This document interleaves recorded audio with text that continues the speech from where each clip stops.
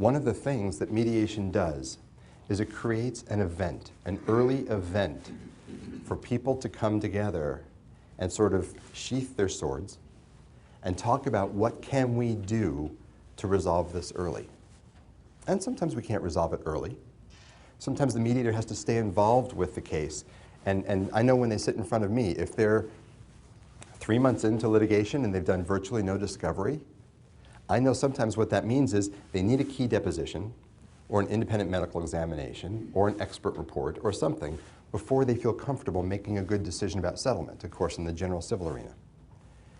Sometimes that means for me, if I stepped out of the room and let them just go, they'd litigate and litigate and litigate because neither one wants to back down, right? Neither one wants to look weak. So, well, you're going to send me all this discovery, I'm going to send you all this discovery, and I'll show you. And it tends to have a self-perpetuating engine in it. Sometimes the mediator has to say, let me ask you this, before we come back and have another discussion about settlement, what discovery, if we were to laser beam focus, what discovery do you actually need in order to make a good settlement decision? Not to prepare for trial, not even to prepare fully like you would for a deposition, but to make a settlement decision, to get a flavor for the case, to get an idea of, I don't want to offend anybody in the room, but to get an idea of if your client's actually telling you the truth. What would you need to find out before you came back to do that? We pin down those 1 or 2 things. We come back in 6 weeks, 8 weeks, get the transcript from the depot, 10 weeks, whatever it's going to be, and we sit down and do it again. Part of it, to me, is trying to keep them on a mediation or peacemaking kind of a path, a collaborative path. Well, I'll get you that discovery you wanted if you'll just give me a half a day of your client's depot with the understanding that I can continue later if we need to, and suddenly they're collaborating. And I can push back on the table, and as all of us mediators can, and not even have to be involved because they're working together, because an event was created that brought them together to have this discussion. Now, why does that event need somebody else, a mediator, in the room? Let's talk about that. I want to ask you all, if you would, to visualize for me, in fact, close your eyes. Visualize for me the last dispute that you were personally involved in. It may have been leaving the house this morning, it may have been last night or yesterday at work, but the last one you were involved in. And here's what I want to ask you. You can open your eyes now. What behaviors were going on in that room where if I were to look in and poke my head in, I would have seen and known that there was a dispute, a conflict? What was going on physically, behavior-wise? Just shout it out. Emotion. How would I see the emotion? Defensive body language? Yeah, what else? Avoidance. Avoidance, maybe, yeah. Raised voices. Raised voices, absolutely. What else? Vocabulary. Vocabulary. Yes.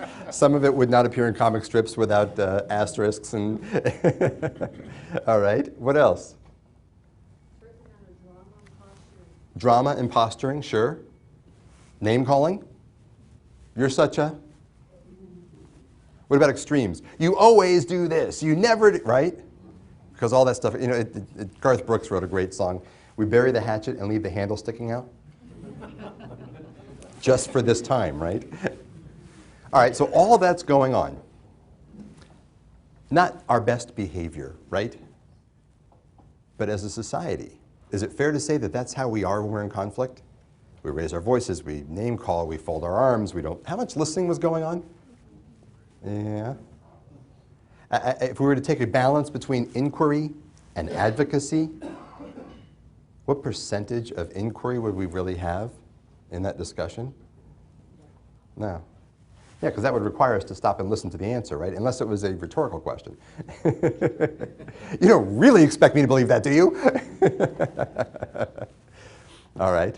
So now let me ask you this. If we can agree for a moment that that's kind of how we look as a society when we're in conflict, what would happen if I walked into your conflict, not as a mediator, but just as a guy, and I come walking into the middle of this conflict with the angry voices and the folded body posture and the finger pointing and all that stuff going on, what would happen generally to most of those behaviors? And stop? They yeah, come back to normal quickly? Is that, yeah? Or maybe just lessen. Yeah, or lessen some, yeah. Why is that? Let me get this straight. You were just face to face, nose to nose with somebody, arguing, fighting, pointing fingers, calling names, raising your voice, being completely inappropriate in every imaginable way. I walk in, and this is, by the way, somebody who you work with, or somebody who you love, or somebody who's a friend.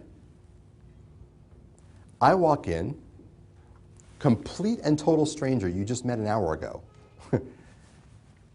And all of a sudden, for me, or because of my presence, all these behaviors diminish or go away. Why is that? Embarrassment? So by walking in the room just as a stranger, inherently I'm holding a mirror up to you somehow. I'm making you conscious of your own behavior just by my presence. What else? Intimidation. Intimidated by what? By an authority figure that suddenly showed up on the scene. Okay. When there hadn't been any. All right, when they hadn't, so an authority figure perhaps. I look at it and say I call it the shadow of the black robe, because what it really means is even though I'm just a stranger walking into the room, I just became the swing vote, didn't I? So there's a little bit of politicking going on. I want to appear as reasonable as I can so that he'll side with me and tell her that I'm right, right? That's just inherent in a stranger being in the room. What else? Fear that I might be wrong. I'm right. And then somebody else walks in the room and suddenly you think, gosh, I sure hope, I better be right now. All right, what else? Privacy. Oh. None of your business. None of your business. Yeah, we reserve those ugly behaviors just for ourselves. It's none of your business. Interesting. I think we give ourselves permission to treat the people we love and the people that we work with and see every day with less respect because, why? Why? Because we're familiar with them. We're familiar with them, yeah. They give us an inherent permission of some kind, right? They'll let us get away with it. I can apologize for it later and it'll be okay. Maybe, if I apologize. Okay, so now, let's take it a step further. I've walked into your conflict, but rather than just being a stranger, I'm a mediator. What could I do, what could I bring that might help? Sorry? Say it one more time. The accent. The accent? Neutrality. Yeah, if I don't have a stake in the outcome of either side, that's a good thing, right? What else could I bring that would help you in your conflict? Say again? Listening, yeah. Because we already decided there wasn't much of that going on before I got there. So I can make each of you feel heard. And actually, if you two are the ones having the conflict, Tom can tell me his side. And if I can referee and keep Dennis quiet for just a moment for Tom to finish telling me his side, guess who else has to listen to it? Right? And then I come over here and Dennis tells me his side, and Tom's got nothing better to do but to actually listen for the first time, to Dennis explain without being interrupted what he's really here for, what that's all about. What else can I bring? Solutions. I can brainstorm. I can say, hey, have you thought about this? Or as we mediators love to say, well, I've seen some people work it out in a way like this, and I've seen other people do something like that. Does either of those ideas help you? Right? So they don't shoot the messenger. All right, what else? If I walk into your dispute and go, hey, what's going on here? Stop this. Am I helping much? No? What did I just do? Make it worse? Why? How? Added chaos. Added chaos? What else? I what? I entered the conflict. Now I could be offending people, and certainly it's like throwing oil on the fire, right?